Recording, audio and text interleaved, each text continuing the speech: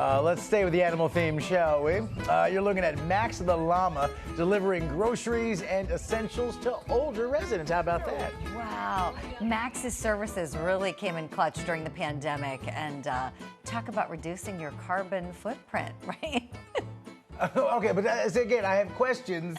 Yeah, right? lots There's of a whole questions. backstory here. Like with the crab, Howie, I Max the llama. have a lot to think about the ride home today.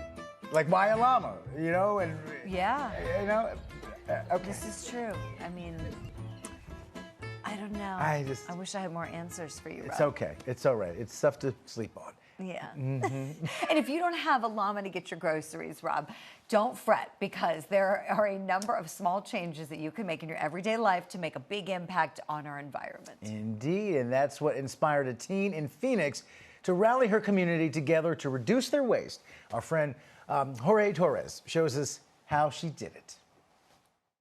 I try to keep them away so they don't smell up the rest of my house. Right. My parents will get mad. Abigail is a young woman of respect, respecting the rules of the house and respecting Mother Nature. There's a really healthy organic cycle that nature naturally goes through, opposed from just throwing everything into the landfill.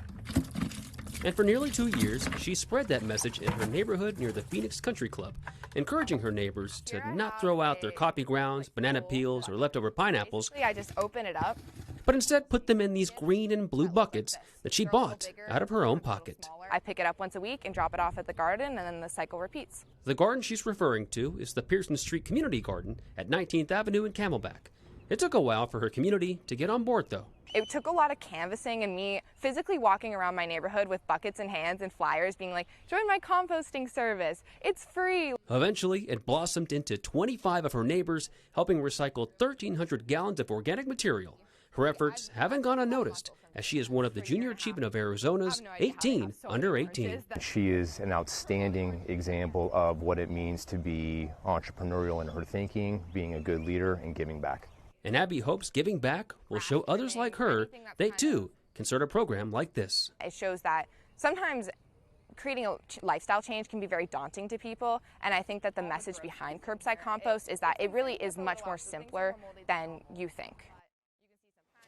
And as they mentioned in the story, Abby's efforts have not gone unnoticed, as the Junior Achievement of Arizona named her one of their 18 under 18 to watch for being entrepreneurial in her thinking, being a good leader, and of course, for giving back. Rallying her neighbors to do some composting, maybe something they wouldn't have necessarily done before.